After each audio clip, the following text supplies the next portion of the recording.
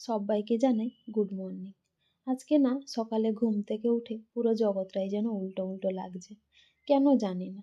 এখন বাজে হচ্ছে প্রায় ওই সকাল ৯টা। এখনো দেখুন ব্রাশই হয়নি, খাওয়া দাওয়া তো দূর। কখন ব্রাশ হবে তারপর সকালের খাবার। দেখি নিজে বানাবো আর না হয় উর্মিকে বলবো। তারপর খাবার দাবারের কথা হবে। অ্যাকচুয়ালি কি বলুন তো, আগে যখন আমি প্রেগনেন্ট ছিলাম না, তখন আমি নিজে সবকিছু বানিয়ে নিতাম, সকালে দুপুরে রাত্রে যখন যেটা পারতাম।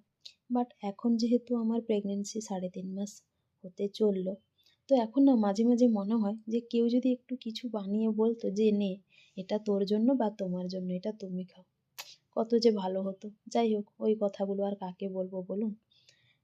সে যাই হোক, অনেক কথা। এখন থেকে চেষ্টা করছি ব্লগ আর শর্টস দুটোই আমি দেওয়ার জন্য, কারণ উর্মি হয়তো আর থাকবে না, বাড়ি চলে যাবে, সেই জন্য। কেমন লাগলো কমেন্ট করবেন।